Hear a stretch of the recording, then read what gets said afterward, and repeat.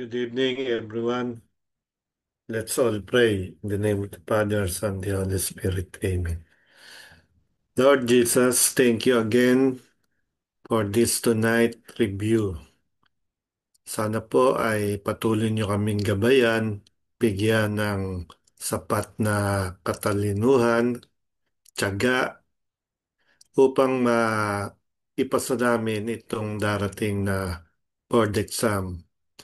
Kami po sana ay patnubayan ninyo sa bawat sandali ng There's aming a pag-review hanggang sa makamit namin alright. ang unanimity. Ito po ay dinadalangin namin sa matamis na pangalan ng iyong anak na si Jesus. Amen. In the name of the Father, Son, Spirit. Amen.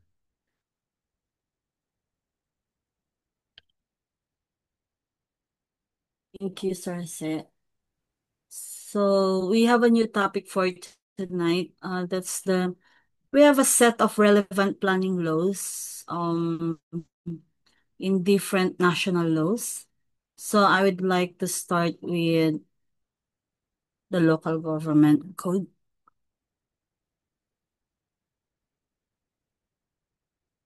So maybe you can turn to the next slide.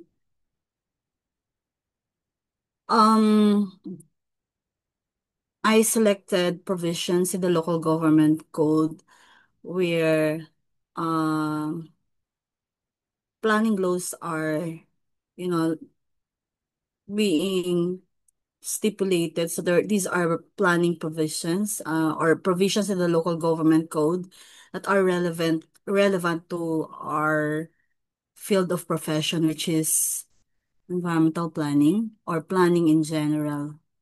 So let's start with that one, section 6. Okay, so that's the authority to create local government units. Most of you, I think, here are from LGUs. LGUs. So let's try to do that.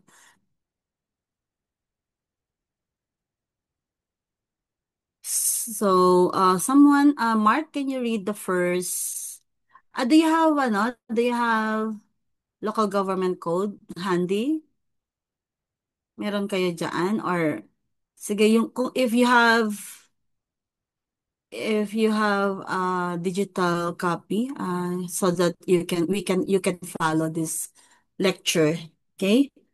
If you can read section 6 of the look of RA 7160, Mark, Okay. meron Okay ka? po. Ito pong sa Yung the slide niyo full po provision. ay i-search ko po sa internet. Hindi. Section. Da- da- sige, sige. Yung local government code mismo, hindi kasi naka-stipulate. Yung full provision. Okay po ma'am, na-search ko na po ngayon. Section 6 of Republic Ah, Act ah. 7160, also known as the Local Government Code of the Philippines, deals with the authority to create, divide, merge, abolish, or alter the boundaries of local government units. Specifically, it outlines that Congress can enact laws for provinces, cities, municipalities, or other political subdivisions, where the respective sanggunian. Yun ba yun? Uh, Just a moment, Mark. ito po yung Yung wait. section 6 kasi is a local government unit may be created, divided, ganon, di ba? Ito Merge, ma'am. Meron ako na search na bago ma'am. abolished, Ito ma'am. or its boundaries substantially altered. The specific, yung full provision niya. Sige po ma'am. Section 6, authority to create local Section government 6. units. Yes po. Okay.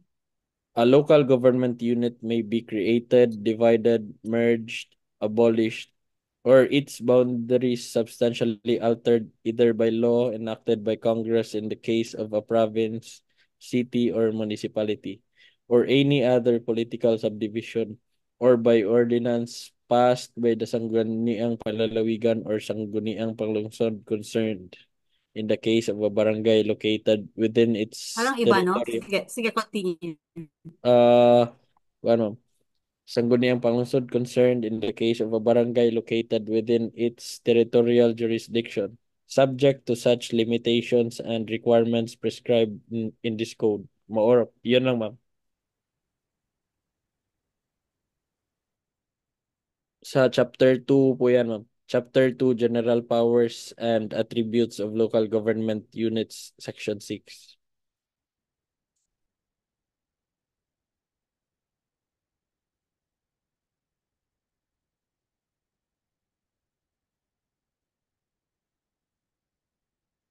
Hello?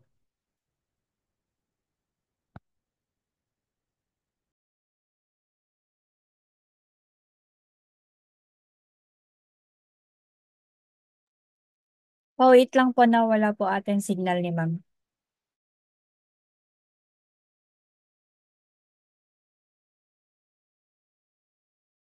Nawala ako.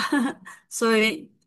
So I lost you all. So Ma'am, yun po yung sa Section 6 na nabasa ko, ah ma'am. Ito, from Chapter 2, General Powers and Attributes of Local Government Units, hindi yung Section section 6. 6. Oo, yung section 6 lang. Yes po, ma'am. Ito po Nawala yung kaya ako. Mm-mm. So let me just go to section 6 no.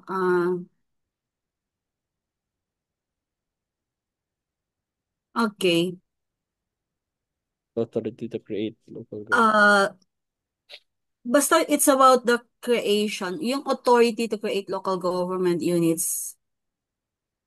It's until barangay, 'di ba? So Section 6 clarifies how new local government units come into existence. So it provides for the creation and how changes to their structure or boundaries are carried out for provinces, for example, or provinces, cities, and municipalities. Only an act of Congress, please remember this, only an act of Congress can make these changes. This ensures national oversight and thorough deliberation as these units handle significant populations, budgets, and resources. For barangays naman, it's the most basic political unit. Changes are made through a local ordinance by the relevant sanggunian, provincial or city council. So in all cases, any proposed change must be ratified by the people in the affected area through a plebiscite. So madami na akong keywords doon, okay? Through a plebiscite, ensuring that the decision reflects the will of the residents. This structure balances local autonomy with necessary national safeguards, and it also prevents the arbitrary or politically motivated creation or alteration of LGUs.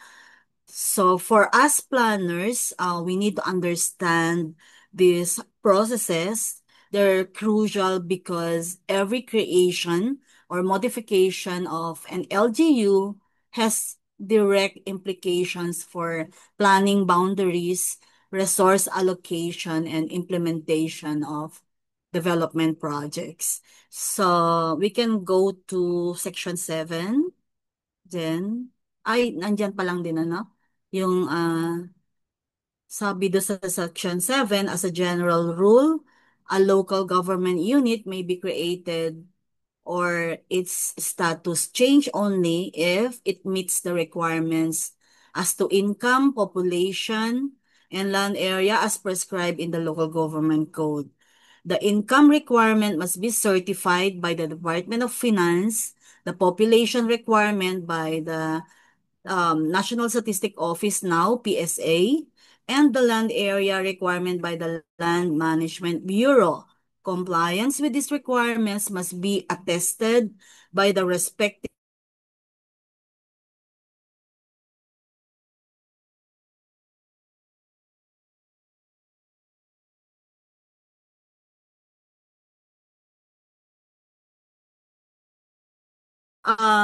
Section 7 spells out the standards for creating or converting an LGU, underscoring the need for viability and sustainability.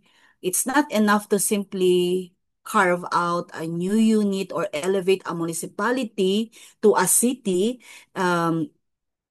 Because specific requirements for income, population, and land area must be satisfied.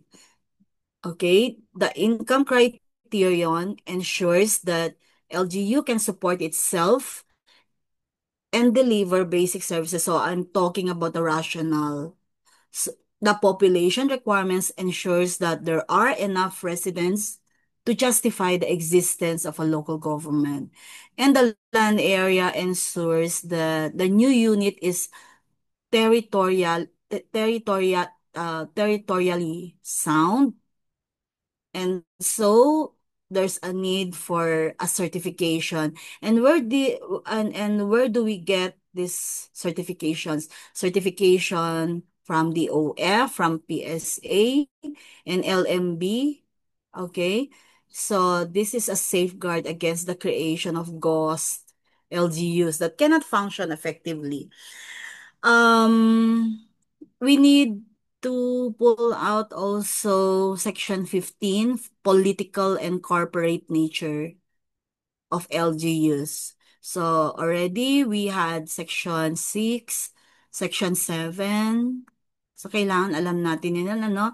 And then political and corporate nature of LGUs. I'd like to read the provision. Every local government unit created or recognized under this code is a body politic and corporate, endowed with powers to be exercised by it in conformity with law. As such, it shall exercise powers as a political subdivision of the national government and as a corporate entity representing the inhabitants of its territory.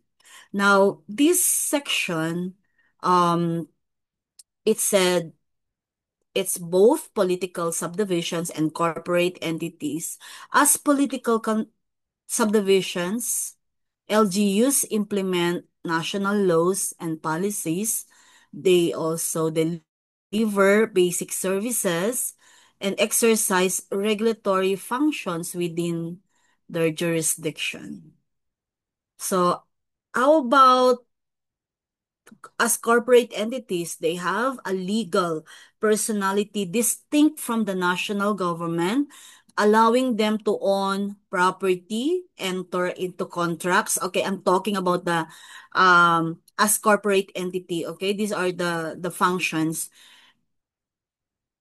Legal personality distinct from national government, allowing them to own property. That's number one. Enter into contracts and generate income, much like a private corporation, but it's directed for the public good. So that's the difference. This dual character is at the heart. It's this is the center, the core, or the foundation, actually, being or um because it is because of centralization, the centralization that has been empowered or that has been um realized by the by RA 7160. Okay, and making it and fulfilling the local autonomy goals, decentralization goals. It empowered LGUs to innovate, respond to local needs, also manage their own resources while still being part of the national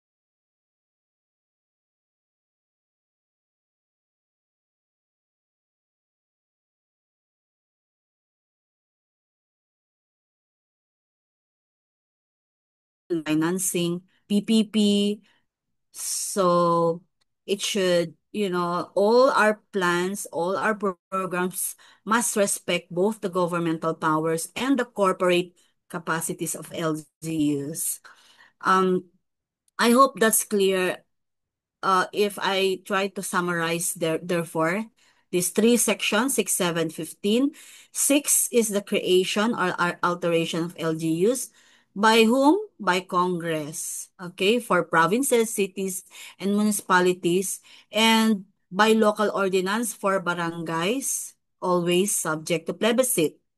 Now, so for Section 17, it's all about creation and conversion of LGUs.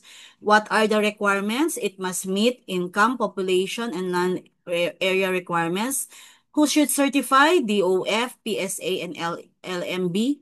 Okay, for income, population, and land area requirements respectively.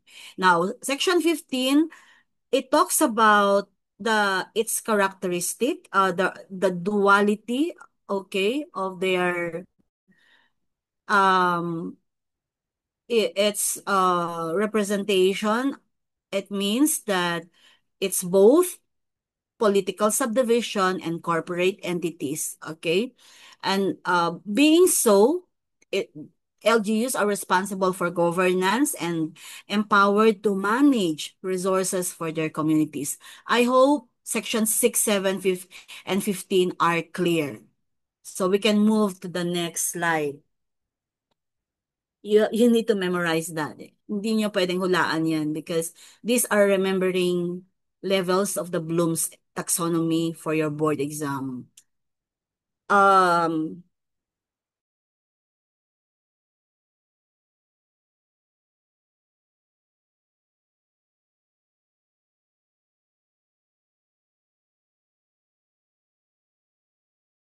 thing this time here, sa chat box, ano? Sa chat box, I'll try to, okay.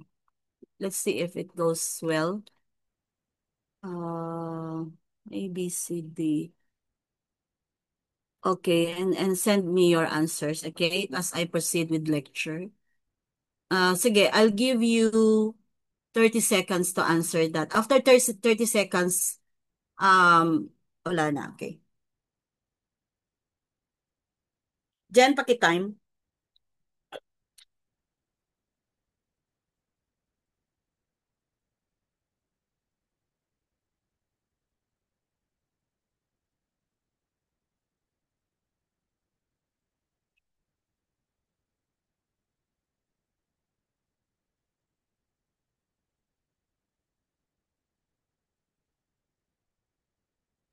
Okay, Mark is correct.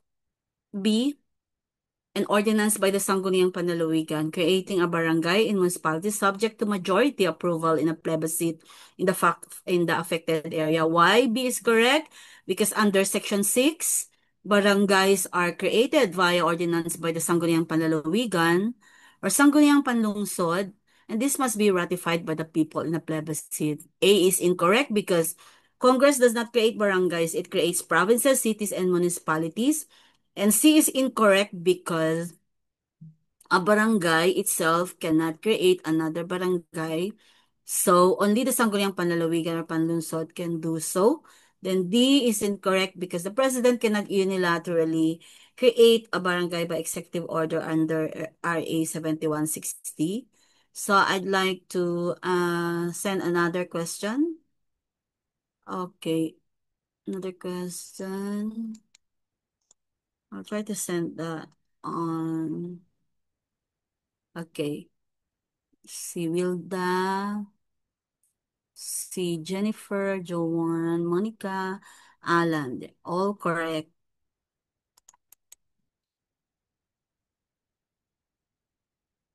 30 seconds lang, Jen.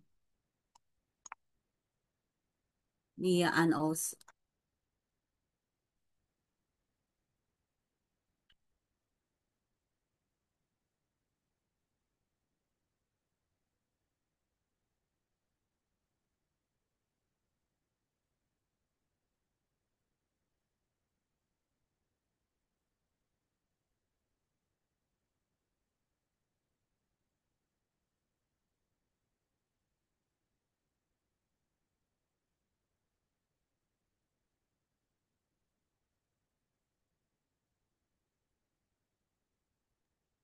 Stop na po.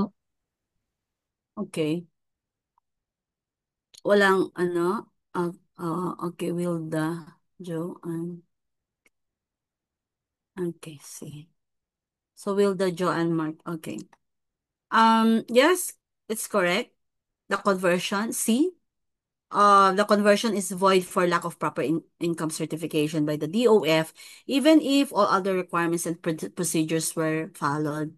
Um, because the local government expressly requires a certification by DOF for income, not merely any treasurer. So absence of this certification is a jurisdictional defect. So, um, okay, the last question.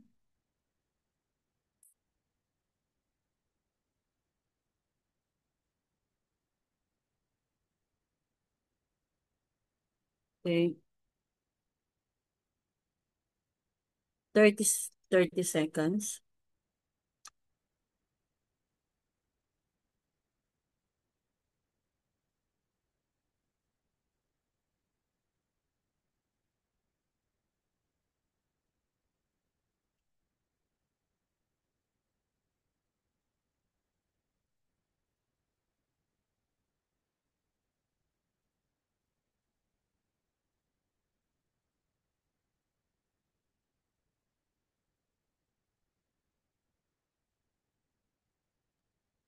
Stop na po.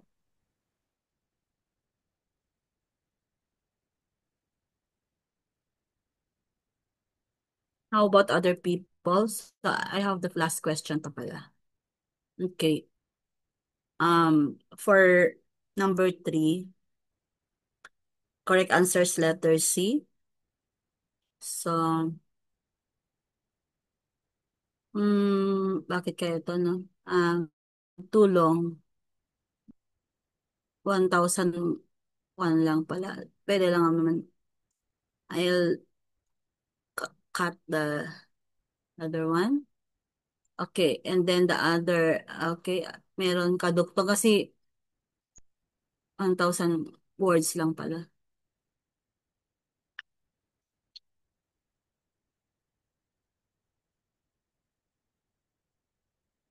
Others, please answer.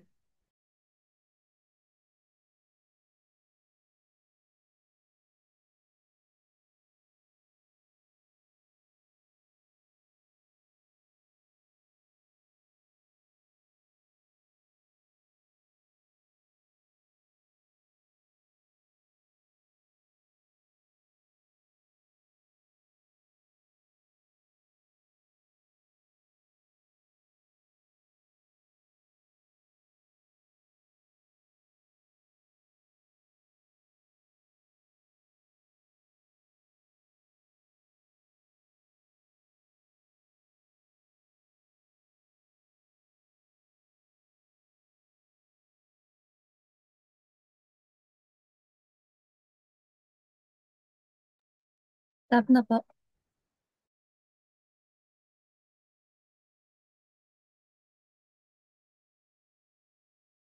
Naririnig ba ako? Okay, hindi pala. A new municipality is proposed through a bill in Congress. The bill claims that while the income and land area requirements are met, the population is below the statutory threshold. However, the bill's proponents argue that because the area is geographically isolated and its residents overwhelmingly support the creation in a plebiscite, Congress may validly create a municipality and grant immediate corporate powers, which is the most legally defensible population. Mostly answered letter A. The municipality may be validly created by Congress based on equity and necessity, regardless of statutory criteria, as long as there is a plebiscite approval. Congress must strictly comply with all statutory requirements on income, population, and land area. Failure to meet any renders the creation invalid. The population requirement may be relaxed by Congress for isolated area, but the corporate powers may be granted only after administrative approval by the president. The municipality may be created. So anyone who says otherwise?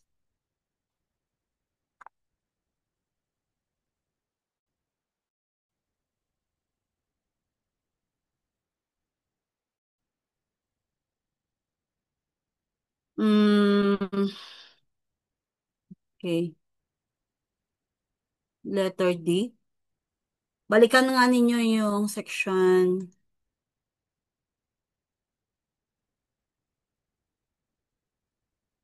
Sandali. Asan na yung section na yun?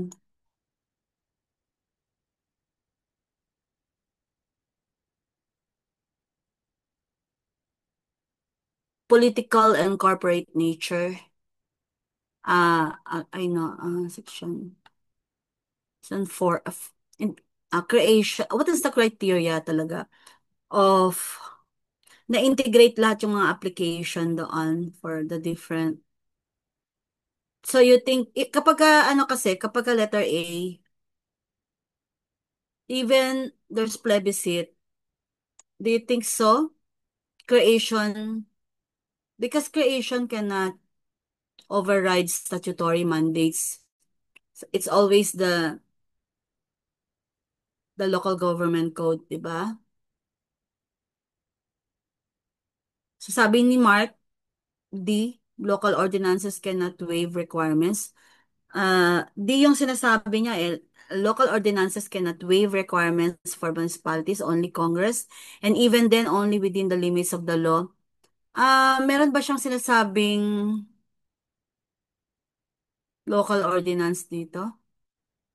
Uh, the bill argued that creation wala siyang sinasabing don't answer na wala naman yung variable na yon. Walang nabanggit. It's not part of the story of the issue.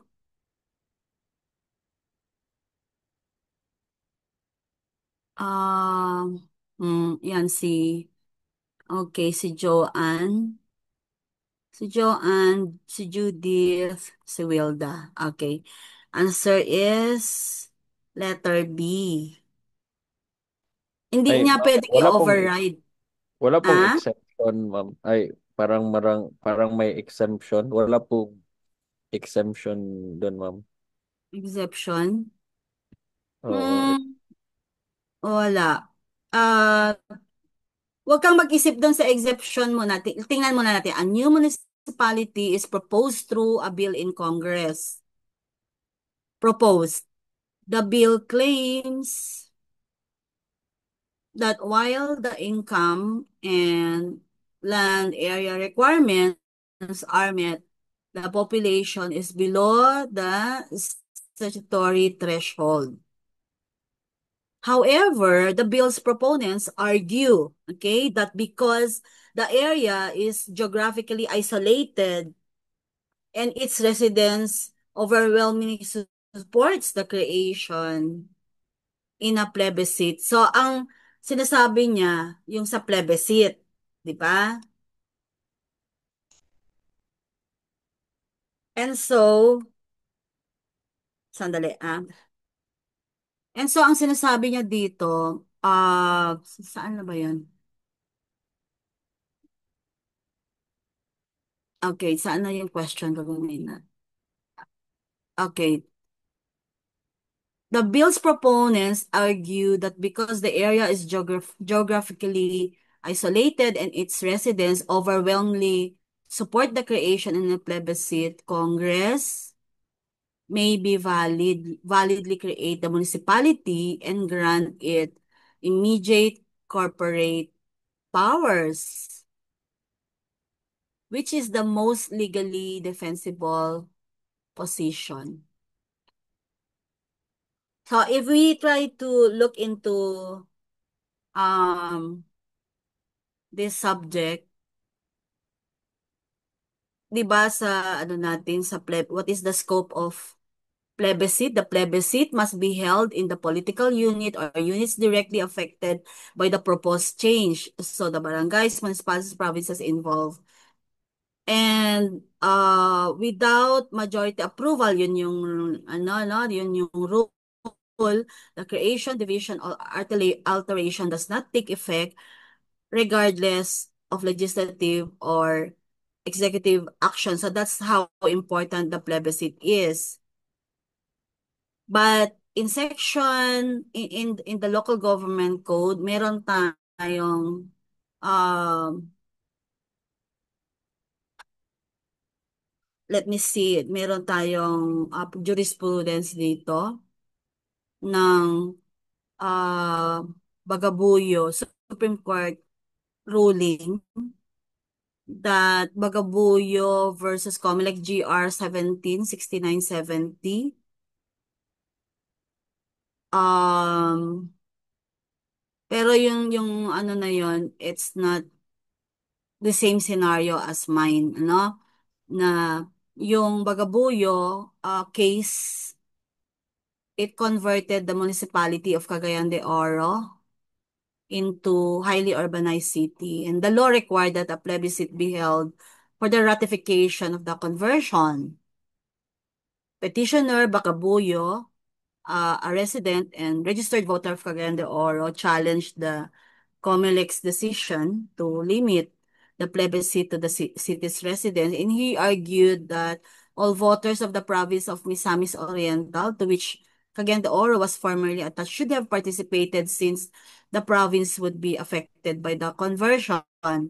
And ngayon, yung issue is who are the political units directly affected by the conversion of a municipality to a highly urbanized city for purposes of determining who is entitled to vote in the plebiscite required by Section 10 of RA 7160. And the Supreme Court ruled against Bagabuyo, upholding COMELEC decisions to conduct the plebiscite only among the registered voters of Cagayan de Oro City. So the doctrine used there was um, political units directly affected in RA 7160 or Section 10 specifically refers to the local government unit whose corporate existence or territorial boundaries would be directly changed by creation, conversion.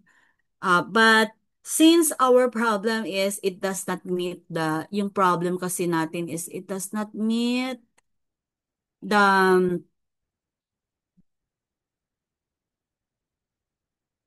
okay, yung sinabi niya dito, the population is below. What is the Mark? What is the specific provision on population? Ano na, ibasahin mo nga? Uh, sa ano po Ano ma'am, sa sinabi? population parang 25,000. Oh, 25,000 ba no? Ay, wait ma'am. Ano yung section 7 Wala. doon? Wala po ata yung nakalagay doon ma'am, yung sa PSA lang po ma'am. Yung Mm. kung meron lang certificate from PSA, NSO or dati PSA ngayon ma'am. Wala yun nalagay doon sa section 7 kanina sa slide ata ma'am. Hindi, pag below threshold, hindi kasi pag Ah, below threshold, ang sinasabi dito, the creation or conversion of LGUs, be it province, city, municipality, must meet the minimum population okay. requirement prescribed by the local government code. Wala siyang binanggit na ano, and so the population must be established at the time of the creation, conversion, and certified by the appropriate national agency. Did it mention about any exception? Wala po ma'am. Pero feel ko lang sa question ko na. Sorry po ma'am. Wala, 'di ba? Wala po Wala, ma'am. wala siyang ano. So kailangan meron yung population threshold, it is the PSA. It is the certification is mandatory that it must certify compliance with the population requirement. Hindi pwedeng Congress cannot lawfully create an LG that does not meet the minimum population requirement. Okay? Dapat yung tatlong, meron ding mga Navarro versus Ermita. Maraming mga cases na dyan. But, yung ruling ng Supreme Court, meron tayong mga controlling jurisprudence dito na it must be observed. unless a subsequent law, meron darating na law na it will expressly provide otherwise. Okay?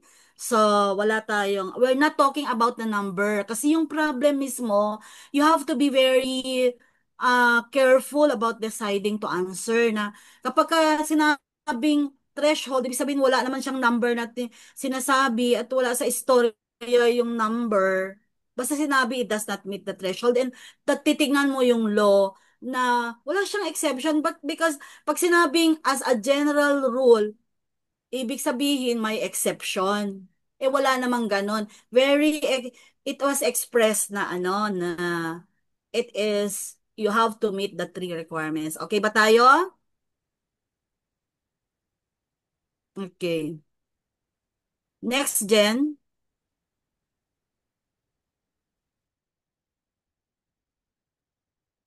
Okay, congratulations to some people.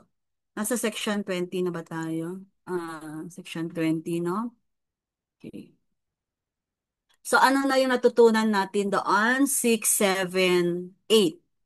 Okay? Ano yung 6? Kasi kailangan ma-memorize na ninyo tonight. Because you cannot do it tomorrow. Okay? 6, authority to create LGU. 7, creation and conversion. 15, yung political and corporate nature. So, kailangan alam ninyo na yung duality of LGU being a political unit at the same time it's also a corporate entity. So, for the section 20, nandiyan na tayo sa, section 20, Jen. Or 16 kaya? 16. Hindi pa tayo tapos dyan sa 16. Yan, okay. Kasi up to 15 lang kanina eh. So, yung general welfare clause, di ba? Meron din tayong general welfare clause sa Constitution. But here, we are talking about the local government code that every local government unit shall exercise the powers expressly granted, those necessarily implied therefrom. Kasi kailangan may nahawak kayo na ang local government code. Meron naman akong naibigay doon sa drive ninyo, sa Google Drive. You just take it out, okay? Those necessarily implied therefrom as well as powers necessary, appropriate, or incidental for its efficient and effective governance, and those which are essential to the promotion of the general welfare. Within their respective territorial jurisdictions, I'm still reading the provision, local government units shall ensure and support, among other things, the preservation and enrichment of culture, promote health and safety, enhance the right of the people to a balanced ecology. So all this, you can find it's consistent with the Constitution. Encourage and support the development of appropriate and self-reliant scientific and technological capabilities, improve public morals, enhance economic prosperity and social justice, promote full employment among the residents, maintain peace and order, preserve the comfort and convenience of their inhabitants. So yun yung the full provision of Section 16 as a general welfare clause in the local government code. Iba yung sa Constitution. Okay? Pero ito kinombine na lahat in but it's still it has to remain consistent with the Constitution. It is Section 16 is also known as the General Welfare Clause. It is the foundation of local governments in the Philippines, and it gives LGUs the flexibility and authority to address a broad range of needs and situations not explicitly spelled out in the law. Unlike specific powers, which are limited to what is written, the General Welfare Clause allows LGUs to act whenever necessary for the well-being of their communities. For example, number one, it empowers LGUs to go beyond their enumerated powers as long as their actions are aimed at promoting the general welfare. Okay, this means LGUs are not restricted to a checklist of duties. They can adapt and respond to new challenges as they arise, as long it is within the context of promotion of the general welfare. So that's how expansive the powers of LGUs. Then the law also lists specific areas where LGUs should direct their efforts: culture, okay, health, ecology, science and technology, morals, economic prosperity, justice, employment, peace and order, comfort, and convenience. So, however, these are illustrative, not exhaustive. The key is that the LGUs must, or the LGU's action must serve public interest and benefit their constituents. And then the general welfare clause is often cited as the legal basis when LGUs enact ordinances or implement. Are there some legislators in this group? Uh, so at least you have a basis, when you enact ordinances or implement projects not specifically covered in other provisions. For example, actions for environmental protection, disaster risk reduction, or even during the COVID-19. And so COVID-19 response are justified under this clause. Then, while broad, this power is not unlimited. Okay? Actions must still conform to the Constitution. So anything that contradicts the Constitution in the execution of this section is considered invalid. Uh, Also, if there are some contradiction with other national laws, and must not infringe on private rights without due process. So the due process clause found in Section 1 of the Bill of Rights, diba? Yung sa Constitution natin is Article 3. Article 3, Bill of Rights, Section 1. Nandun yung ating equal protection tsaka due process. Okay, and it's also covered in this Section 16. So the General Welfare Clause does not authorize LGUs to legislate or act contrary to national policy or law. So for those in planning, for example, Section 16 um is a legal, it's a legal foundation for holistic and forward-thinking programs, whether in urban development, public health, environmental sustainability, or socio-economic reforms, because it enables us planners to propose projects that are context-specific and responsive to emerging needs without waiting for explicit national mandates, for as long as it does not go against national policy or law. Now, I'm not sure if I got some questions here. Okay, let me check. Okay, tingnan ko. I'll do something. I prepared a question under this para mas para makaproduce tayo ng mga top-notchers. Okay.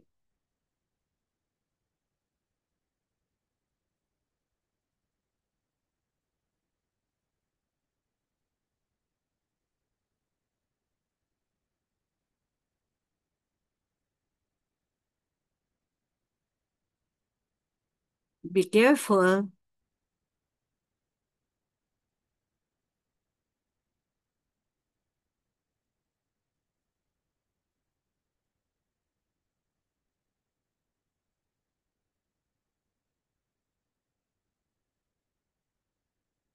Remember, there may be some answers here that it could also be an answer, but it is asking which best describes the legal basis for this ordinance.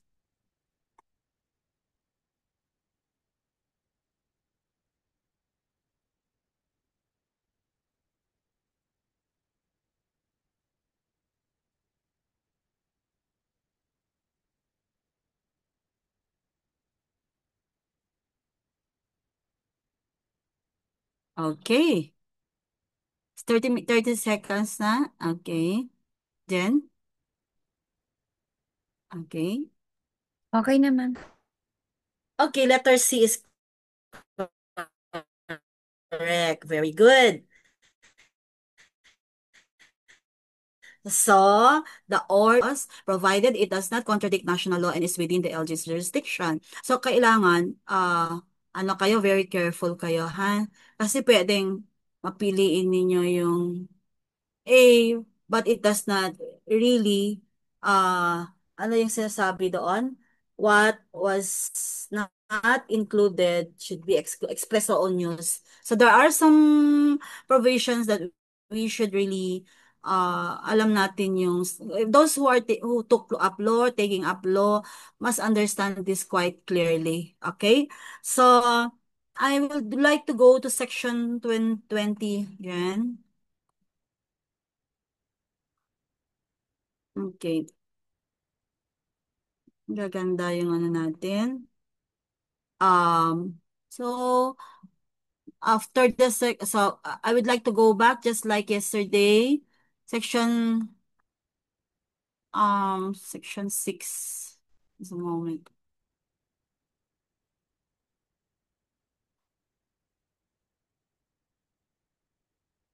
So 16, ano, general welfare clause. Dapat alam natin yun, ano, 6, yung kanina, 6, 6, 7, 15, and then 16. Alam natin dapat yung ano, no, yung content niya. Not necessarily memorize the provision, hindi naman tayo magbabar, but you would need this one for the environmental planning boards. Okay. Now, for section 20, this is very important, reclassification of lands, especially for those who are designated as zoning officer at the same time you're also in the MPDC. So, I'd like to read the section 20. The Sangguniang may, after conducting public hearings for the purpose, authorize the reclassification of agricultural lands and provide for the manner of their utilization or disposition in the following cases. Number one, when the land ceases to be economically feasible and sound for agricultural purposes as determined by the Department of Agriculture. Number two, where the land shall have substantially greater economic value if used for residential, commercial, or industrial purposes as determined by the Sangguniang concerned. So the reclassification shall be limited to a maximum of 15% of the total agricultural area for highly urbanized and independent component cities, HUC and ICs, and then 10% for component ICC, I should say, 10% for component cities and first to third class municipalities, and 5% for fourth to sixth class municipalities. We should memorize. Okay, 15, 10, 5. Provided that agricultural lands distributed to beneficiaries under CARP shall not be affected by such reclassification unless the Department of Agrarian Reform, in consultation with the Presidential Agrarian Reform Council, determines that the land is no longer economically feasible for agricultural purposes or will have substantially greater value for non-agricultural uses. So please, let's take this seriously. Section 20. Okay, so after I've read the section, the provision, which is the section 20 of the Local Government Code, okay, I will underline, or I will summarize the highlights of that. Section 20 empowers local legislative councils, the Sangguniang, to reclassify agricultural lands under specific conditions and within strict limits. Number one, so let's answer. So when is reclassification allowed? Number one, when land is no longer economically feasible or sound for agriculture. And this must be, so who will certify? It should be determined by the Department of Agriculture, not just by the local authority. So kailangan natin ang DA. Second, if the land will have substantially higher economic value when used for residential, commercial, or industrial purposes. So this is a local determination, but it should be supported by evidence. So we cannot just certify. We need to produce studies or a result of public consultation. So it's no longer found in the local government code, but this is how it's supposed to be. Diba? You cannot provide evidence na blah blah blah. It has to be scientific. It has to be data driven, and it has to be data driven and evidence based. So, and then yung limit natin kanina, 15 highly urbanized and independent component cities, meaning HUC or ICC. Then 10% for component cities and first to third, fifth to for fourth to sixth class. Okay, these limits are based on the total agricultural land at the time the ordinance is passed. So, maliwanag yon. And preventing the unchecked conversion of prime agricultural land and ensuring a minimum area for food production remains. Then, there's also that context of CARP, that lands awarded under CARP are protected from reclassification. They cannot be converted unless the DAR, with the approval from PARC, determines that such lands are no longer viable for agriculture or would have much greater value for non-agricultural purposes. So this provides security for agrarian reform beneficiaries and helps preserve the intent of agrarian reform. Then what's the process? Number one, the Sanggunian must conduct public hearings before passing any ordinance on reclassification. Ensuring what? There's community input. It was informed by the community. Okay, their decision was informed by the community, and there's transparency. And also, the decision must be justified, supported by technical studies, and should take into account long-term land use. So there's a great deal of importance coming from planners. If the mayor comes to you, you're not yet environmental planner, or you're okay, or you're not yet environmental planner, and so what do you think about conversion of this one? So do you think my certification would suffice for the conversion?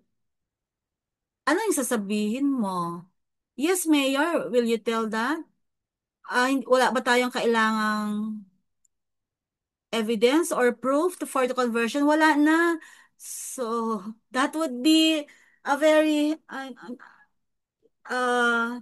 that is very inaccurate, wrong input coming from a planner or emerging planner. Diba?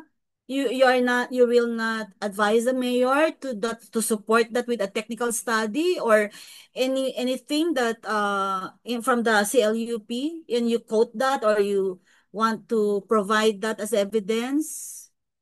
Okay, and then how about the context of food security? Will you not be able to produce some legal basis that food security should be the priority? Okay, so um our section 20 is indeed very important for us when updating, okay, land use plans. So reclassification should not be taken lightly. It requires balancing economic growth with food security, equity, and environmental protection. And we should be familiar with both the technical process, including required studies and consultations also, and the legal boundaries set by national and agrarian law. So You cannot tell. So, hindi na natin kailangan kausapin ng mga tao, or don't we require public consultations on this? Wag na, Mayor. Kaya na natin yan. So, you cannot be like that. You are compromising this important agricultural land for food security goals of your locality. So, do I have questions here? Let me see if I prepared. Okay. So there are some um memorandum circulars, like regarding, still I'm still in section 20. There was this memorandum circular issued 1993. So it means after the local government detailed then HLURB, now this DA, DAR, DILG. There's the procedural guidance on how LGUs should handle the reclassification of agricultural land. So it means these are the IRRs that have been provided, okay, for reclassification purposes, especially by DA and DAR. And so there was also the administrative order from the DA in 2017 that further formalizes the certification process to determine if agricultural land is no longer viable for farming. So meron tayong ganon na procedure, okay? So that provides for the IRR also. And then, so because the executive department has quasi legislative powers also by providing, but not to contravene the the legislative, okay, the act the laws, the original laws from Congress, okay. So a legal interpretation also by the ILG. Interpretation is interpretation, does not hold water unless it came from the Supreme Court to interpret laws, okay, for its constitutionality especially. So the ILG circular confirms that reclassification by LGs under sections 20 is distinct from conversion by DAR. So it's trying to make some distinction between conversion by DAR and the reclassification by LGs under section 20. But this DAR was it was based from RA 6657.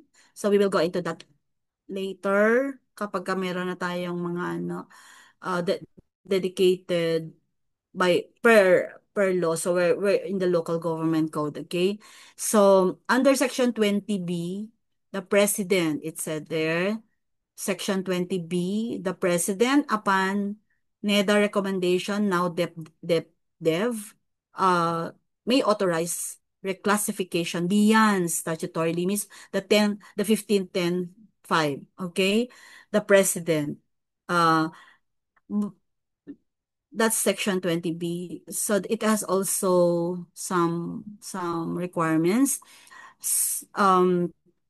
There are also pending bill in the Senate that seeks to prohibit conversion of irrigated or irrigable lands entirely, amending section 20, though this has not yet become law.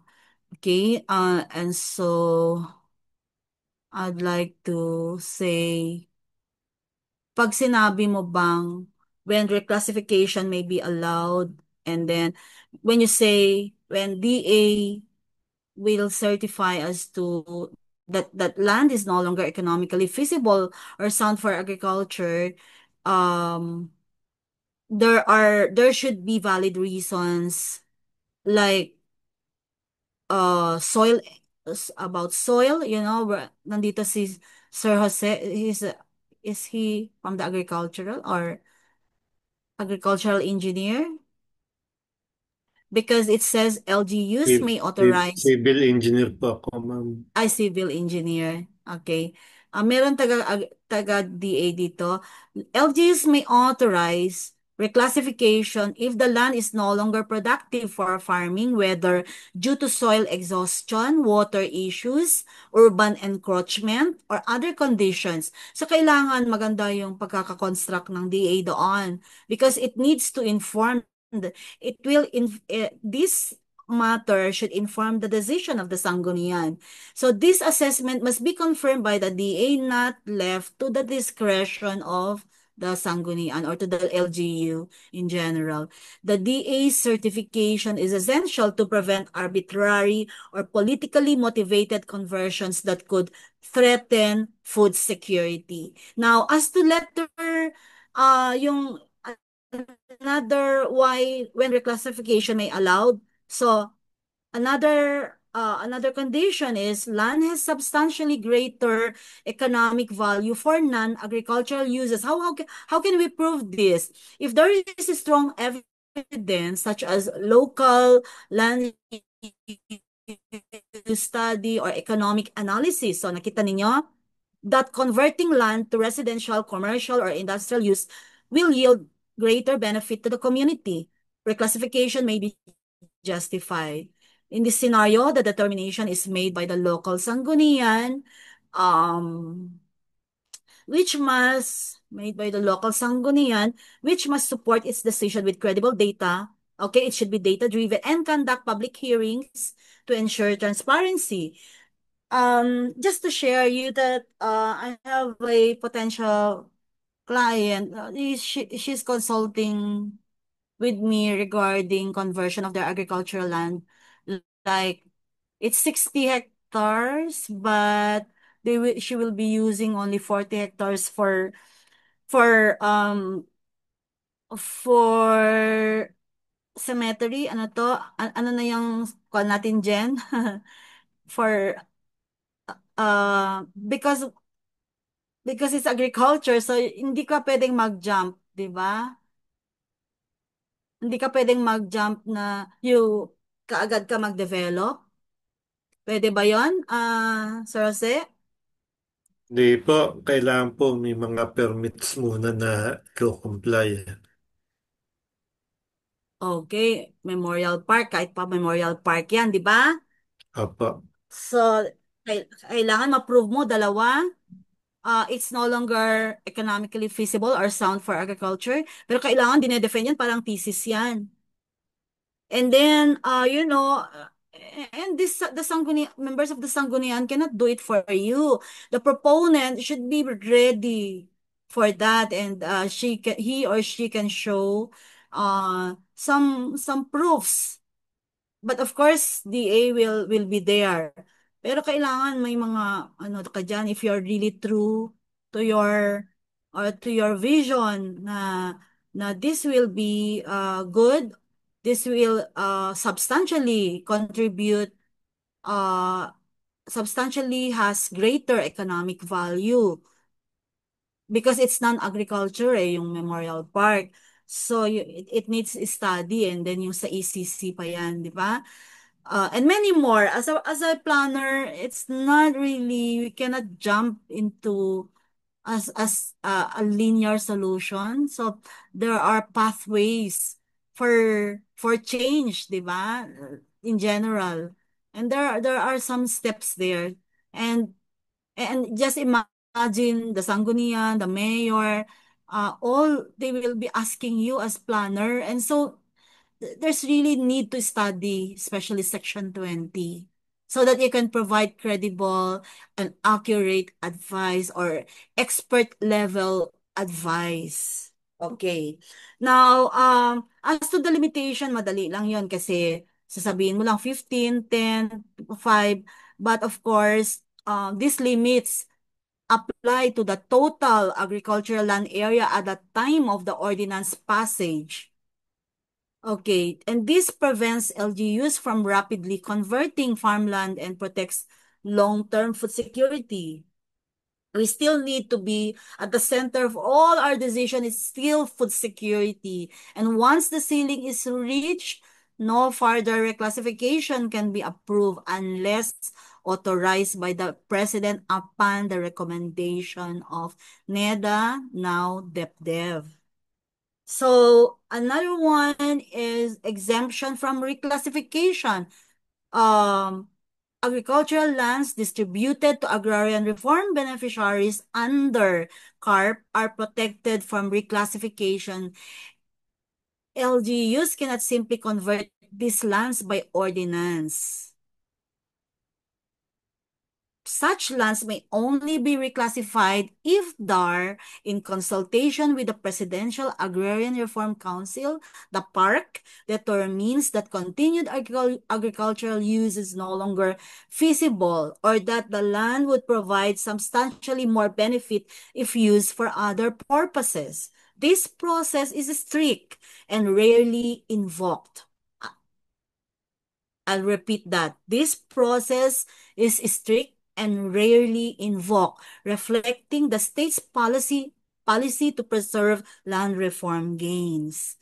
And then as to the public consultation component, the sanggunian is required to conduct public hearings prior to reclassification. You cannot skip this. Otherwise, pwede kayong mademanda. Sino yung nag-advise? Mademanda si Mayor. Sino mag-advise? So, marami na rin tayong, may mga controlling jurisprudence tayo dito. And this ensures affected stakeholders, farmers, residents, business owners, to have a chance to raise concerns or support the proposal. Proper notice and meaningful consultation are mandatory, not optional. Now, what's the distinction between reclassification and conversion? Baka ma-interchange din ninyo ito, not only in your examination or your board exam, but also in your day-to-day uh, uh, advice, technical advice. Well, reclassification is a change in the designated use of the land under local land use plans. Because you reclassify and then you also need to rezone. Now, actual conversion, the physical transformation and development of the land, such as building housing or, you know, factories or industrial site areas. They may require, okay, in actual conversion, they may it requires a separate permit, especially for croplands, and must be approved by DAR. Okay, I already mentioned that. And LGUs should not treat reclassification as blanket authority to commence development without these subsequent clearances. Ang daming dapat gawin. And then as to how the President of the Philippines override all this, if an LGU wishes to reclassify more land, then the statutory ceiling allows 1510.5. It must seek approval from the President, who may grant an exemption upon NEDA's recommendation. Now, DepDev. This safeguard allows for flexibility in truly exceptional cases, only in exceptional cases, while retaining central oversight over major shifts in land use. So, for planners, okay, reclassification should be supported by solid technical, environmental, and economic studies, not just political will. You have to follow all procedural requirements, including the ADAR certifications and public hearings. You have to respect the ceiling and reclassification, and especially the distinction between reclassification. Reclassification is related to zoning decision, okay, and conversion, which is actual land use change. Okay, so I hope everything is clear now for section 20. So, what's that law that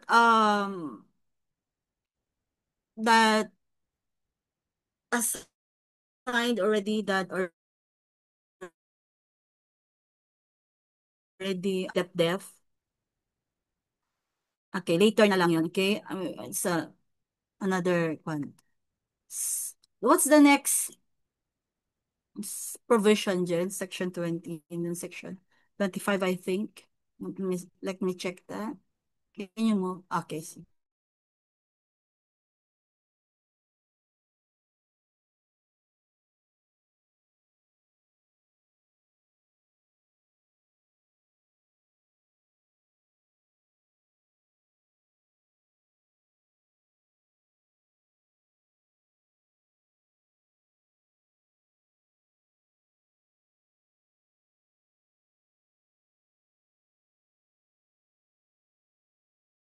Through the city and municipality with respect to barangays. So Section 25 outlines how the president supervises LGUs during defining the chain of oversight in the Philippine local government system. So general supervision is not control. The president's authority over LGUs is one of general supervision. This means ensuring that LGUs act within the bounds of law, not micromanaging their decisions or substituting the president's judgment for that local officials. For that of local officials. So the distinction is important. Supervision is about oversight and legality, while control would mean direct intervention in local affairs, but this is not the case, okay? And it's not allowed under the Constitution or the local government code. So I think that's the one. So what's the implication for us about this section, Section 25? Well, we need to understand the supervisory framework, which is essential when implementing projects, seeking clearances, or resolving disputes involving LGUs.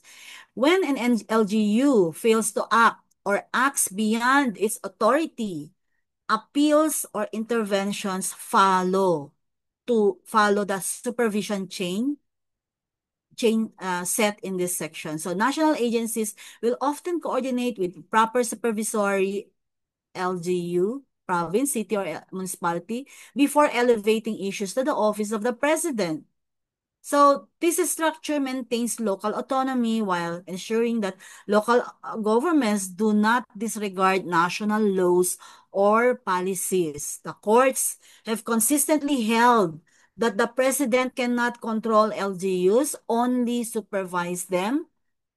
Okay, this protects decentralization and limits central interference in local matters. Okay, we can go to Section 39, Jen.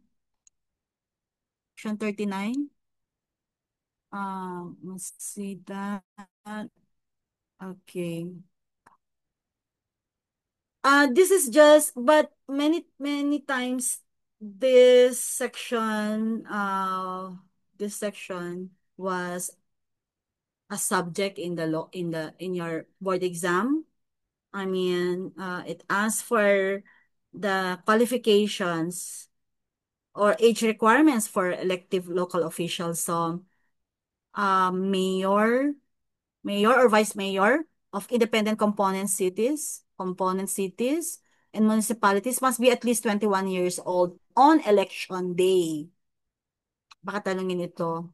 Member of the Sangguniang Panlungsod or Sangguniang Bayan must be at least 18 years old on election day. Punong barangay or member of the Sangguniang Barangay must be at least 18 years old on election day. And SK must be at least 15 years old but not more than 21 years old on election day. Ang daming kaso about this, actually, and counting. So, this Section 39, maybe it will not ask you very specifically on the ages, but this it sets the minimum age requirements for all elective local positions. And so the age limits ensure a basic level of maturity and legal capacity for those seeking public office. We're talking about local government code, but in the constitution, it also it spells the qualifications, especially section 678 for the uh legislative, executive, and judicial departments. Okay, but here we are talking of about the local government code. So mayors, vice mayors of independent component cities, component city municipalities, at least the law requires a candidate to be at least 21 uh, years old. It's higher than the councilor, minimum for councilors or barangay officials, and reflects the greater executive responsibility entrusted to this position. So 18 years old for Sangguniang, either city or municipality. Okay, and then for barangays 18 also, and then SK 15, but not more than 21 on the day of the election. So um we can go to, I think, 43. So, malayo na yun, ano? So, for after, balik mo nga ulit. 39. Okay, 43. Okay, 43. So, term of office. The term of office for all elective local officials is 3 years. We know that. Hindi tayo magkakamali doon. But you need to remember Section 43 that provides for the term of office. Okay? No elective official shall serve for more than 3 consecutive terms in the same position. Kasi salitan kahit ano, couples, father and child. Kasi wala pa naman tayong specific provision sa constitution natin about, And then the term of office is 5 years for barangay officials and members of the Sangguniang. Um, 3-year term, including governors, vice governors, city and municipal mayors, vice mayors, Sangguniang members, serve for 3 years per term. And of term limit is you cannot serve more than 3 consecutive terms in the same position. So if an official serves 3 terms in a row, they must take a break from that office before running for the same position again. So this term limit prevents prolonged entrenchment of political power at the local level. Pero pero ang dali, di ba? Take a break lang talaga. Okay. Um, So there's an exception for barangay and SK officials that they serve for 5 years per term. This longer term was introduced to give these grassroots officials more time to implement projects, especially considering the frequent delays in barangay and SK elections. So section 48, 49, Jen.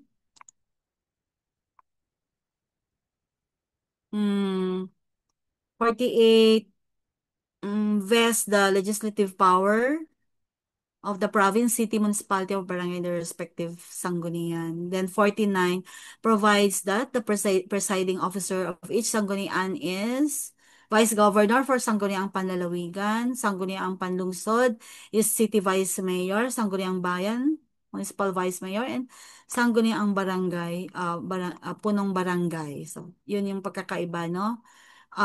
And it is about local legislative power as presiding officer. And what are their roles? Of course, to enact ordinances, approves budgets, and exercises other powers provided by law.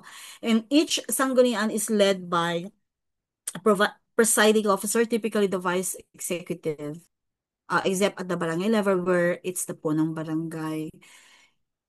So, let's proceed with I think that's the last one for tonight. Dalawa, Local Development Council.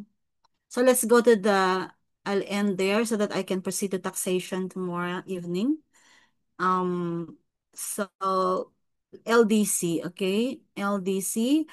Each local government unit shall have a comprehensive multi-sectoral development plan initiated by its local development council and approved by its sanggunian.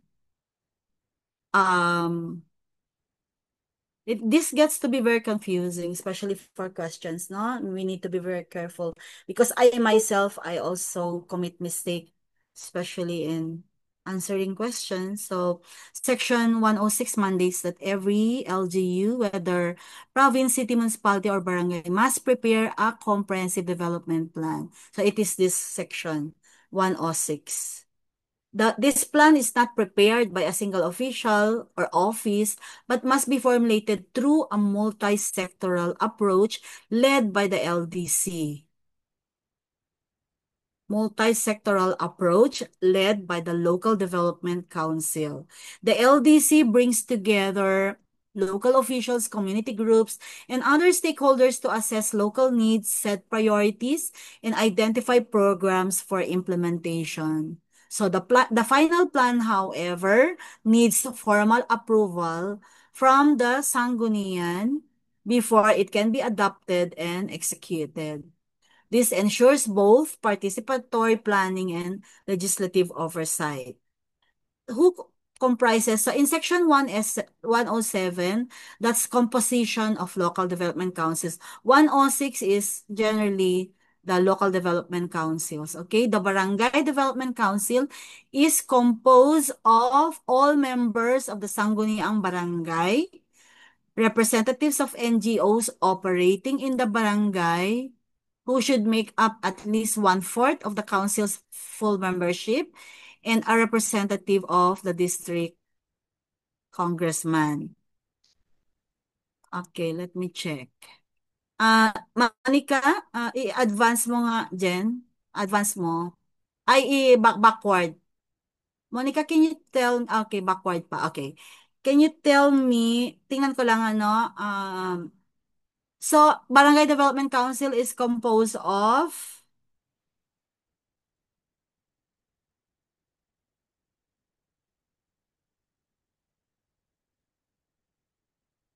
Barangay Development Council is composed of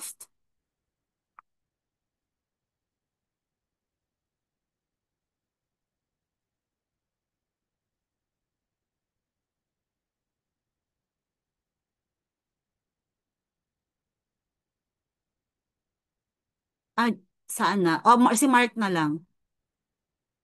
I think Hello po, ma'am. nakatulog na si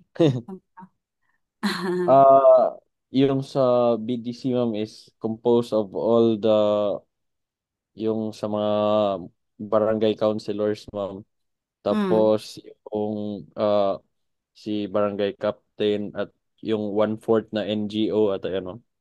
At least composition, one-fourth, at least NGO na one-fourth sa total ng buong barangay development council, ma'am. okay. And then, at yung pangatlo, Hindi yung private at meron ba yung private sector? okay. So, I think you're correct. Barangay Development Council is composed of all members of the Sangguniang Barangay. Then, representatives of NGOs operating in the barangay who should make up at least one-fourth of the councils for full membership, and then a representative of the district congressman. So, I'd like to call Mia Ann. Mia Ann, can you repeat that?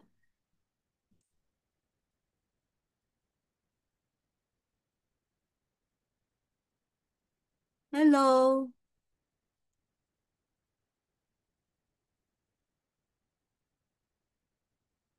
Katulog din ba si Mia Ann?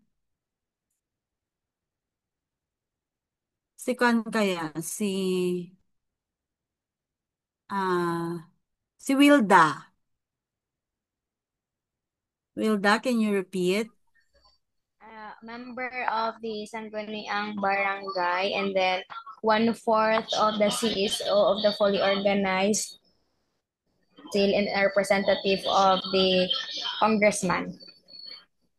Bali yung one-fourth, yung at least one-fourth of the council's full membership are representatives of NGOs, okay? And then representatives of the district congressman. Okay. Then, last one, Alan. Alan, can you repeat that? Yes, ma'am. Okay.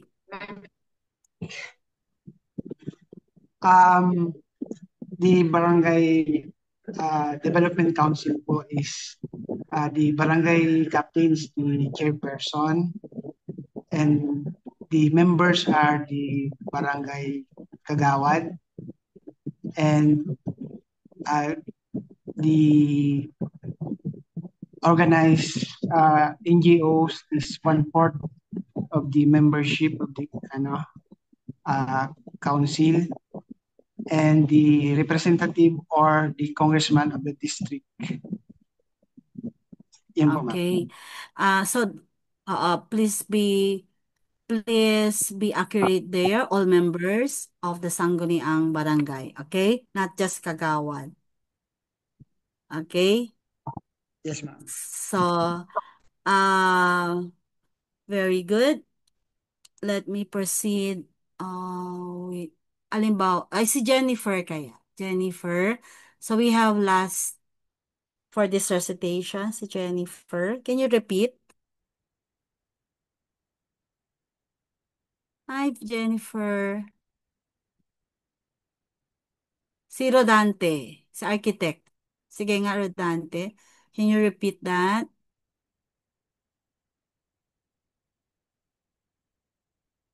Hello. Michelle na lang. Si Michelle.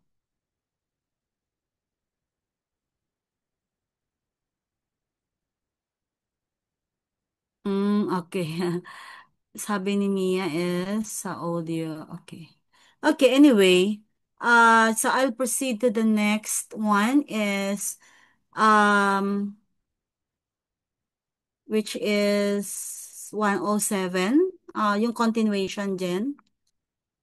At the city or municipal level. Okay, 107. Okay. At the city or municipal level, the city or municipal development council is composed of all punong barangays. Okay? Saan na yun? Yeah. So I'm reading the provision. The city of or municipal development council is composed of first, all punong barangays in the city or municipality. Second, the chairman of the committee on appropriations of the relevant sanggunian. Then third, the congressman representing the district or his or her representative. And then representatives of NGOs operating within the city or municipality making up at least 25% of the fully organized council or membership. So at the city or municipal level, yeah, it's deliberately structured like that to bring together leaders from every barangay, the legislative council, civil society, and Congress. So I repeat, all punong barangays, chairman of appropriations um of the relevant sanggunian, congressman or representative, and then NGO representatives at least 25%. So why it's important even for us to include this in our review is because uh, um, these are the bodies that initiate and vet the city or municipal development plans. So in practice, the effectiveness of planning depends on how well the council functions as a collaborative body or participatory body. And the city or municipal development council should be a forum where barangay leaders, legislators, national representatives, and civil society shape the city or municipality's development direction. That's the vision, right? It should be grounded in community realities and supported by practical budgeting and national coordination. So we go to the next province, section 1, still section 107, which is composition of local development councils.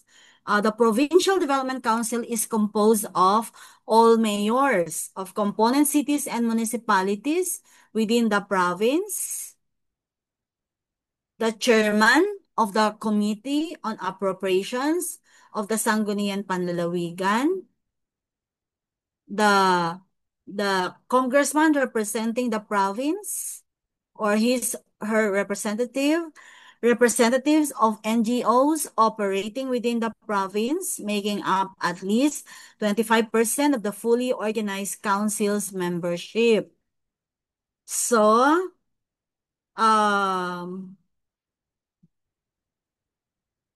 we can, I think, we can go to section 114. I think this is the last one for tonight. Mana, question po. Sana, ma'am, ano. Ma'am, Okay. ma'am, yung sa, for example, ma'am, sa LDC sa municipality, ma'am, hindi po talaga kasali si LCE, ma'am, no? Kasi parang yung sa mga actual Sino ang na, kasali? Hindi kasali? yung si municipal mayor, ma'am, or LCE, ma'am, hindi sila kasali. LCE. Yes po. Oo. Sa So, LDC, oo. so so what is your question? Clarify ko lang po sana ma'am, kung kasali po ba sila Hindi sa siya hindi kasali. ma'am. Oo. Okay. It's not included. Okay? So, yun lang talaga yung ano natin. For example, yeah, because doon sa ano, however, section, uh, he's not a regular member, but in section 109, I think in 109, uh, it says there, designates the mayor as the chairman of the city or municipal development council, but not as yung member, as a regular member. So Okay po. the mayor, pero sa counting ng all, halimbawa, barangay development council, so kasali yung sa counting yung punong barangay.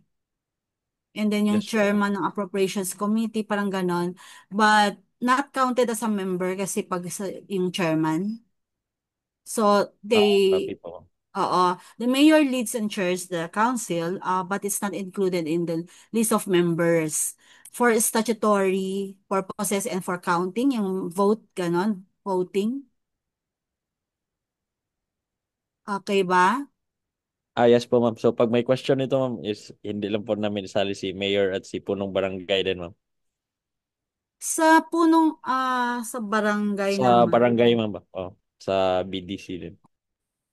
In barangay, kasali siya sa ano, included as a member of the Barangay Development Council because nakalagay doon all members of the Sangguniang Barangay, 'di ba? And the Sangguniang Barangay ay kasali ang barangay captain, 'di ba? Copy po. Yes ma'am. Okay. So, pa naman doon sa presiding din ang punong barangay. He is both the presiding officer and a member of the Sangguniang Barangay, and thus, he is counted as part of the membership of the BDC. That's the difference. So, kapag ka magka-count, importante kasi yung ano, yung counting kasi dun sa computation ng 1/4 minimum is the NGO membership requirement. So, it So, matters na alam mo, correct naman yung question mo, valid. Because we need to count talaga yung minimum, ano? Otherwise, huhulaan lang natin yon. So, punong barangay counted as members. Sangguniang barangay members counted, yes. Of course, pagdating sa province, tingnan ko nga yung pagdating sa province, representatives of NGOs. Meron yung nakalagay I saw somewhere na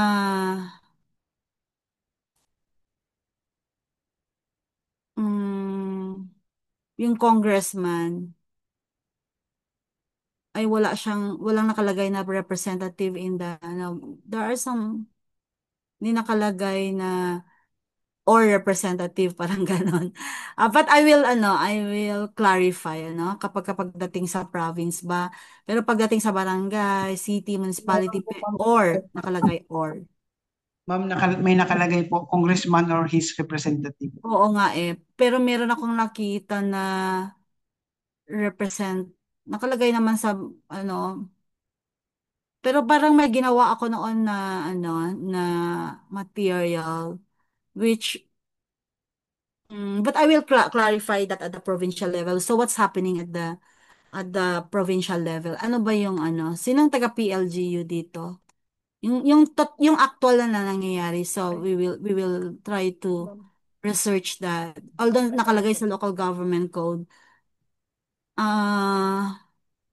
Merong parang issue noon na I think so saan sila dapat na sila ganon yung mag-a-attend.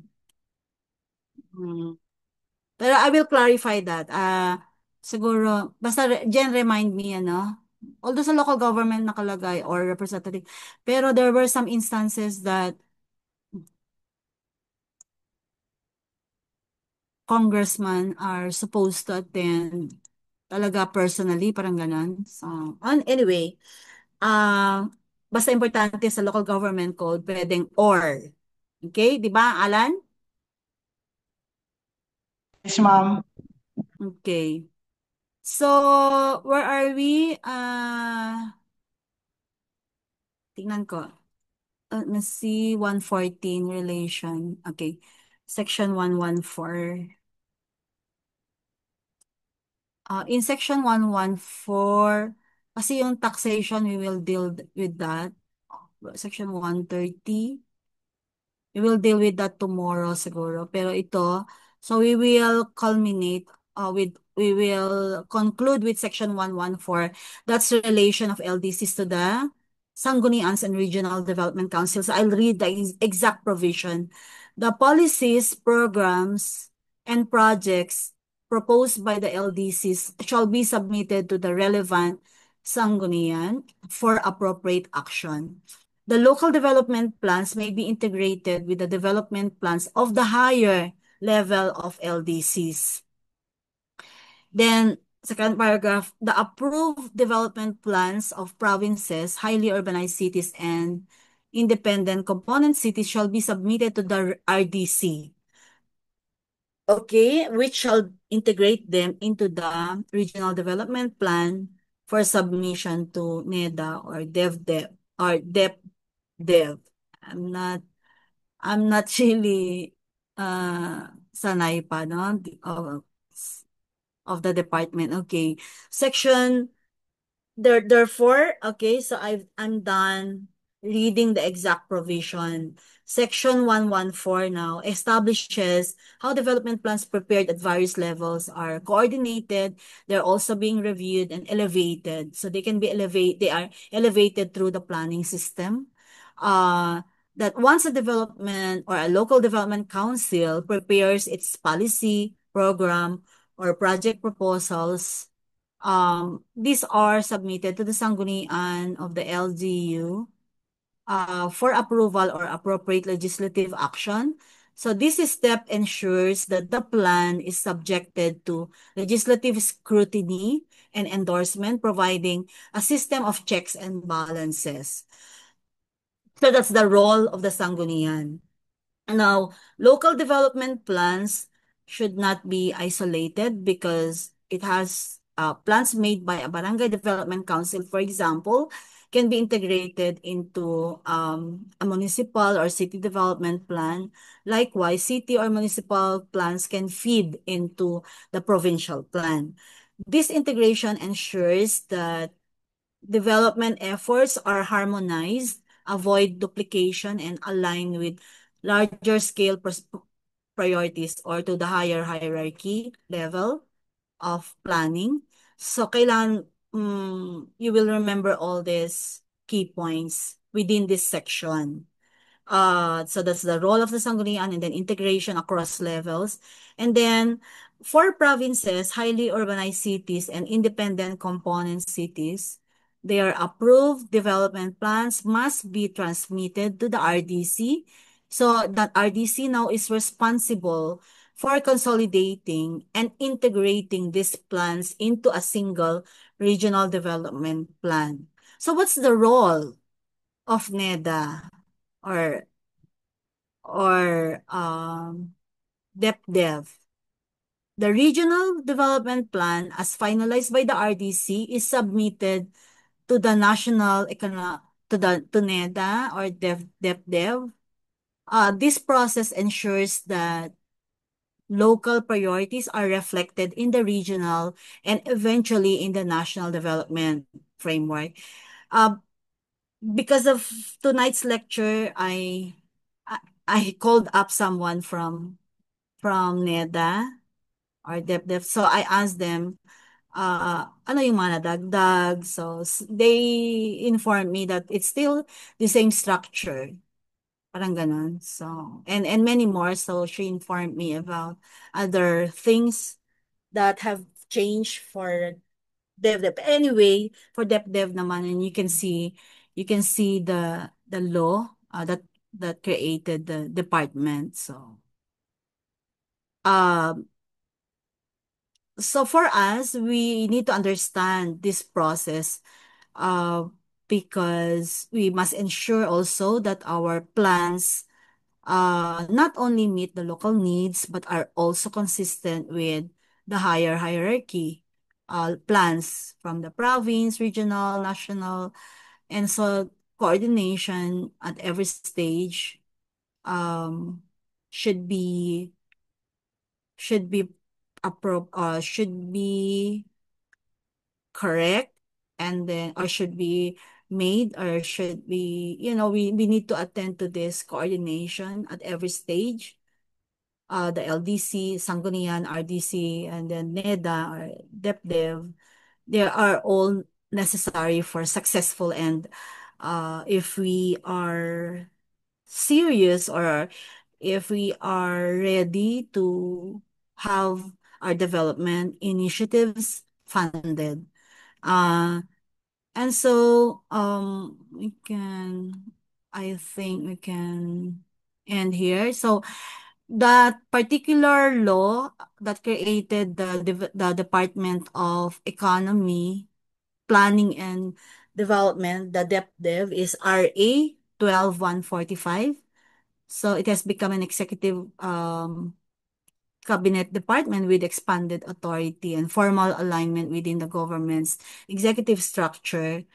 Actually, my friend from NEDA informed me that it has strengthened DepDev's mandate to develop long-term national and regional development strategies and integrate them into national budgeting and policy processes.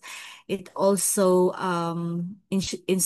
institutionalized planning call, as they call planning call, a mechanism to systematically link planning with budgeting and monitoring and evaluation. So M&E is still key there. And so it's in the institutionalization process, it was designed to improve coordination, accountability, and resource alignment. So also, what's new in the department is that it mandates futures thinking and scenario planning, enabling the government to anticipate and manage economic and social disruptions more proactively. Okay, so tomorrow we will handle section 130 and beyond. Probably I will already cover also NIPAS and e-NIPAS. So wag kayong mawawala for tomorrow. So I think that would be all for tonight. And Jen, take it away. Thank you again.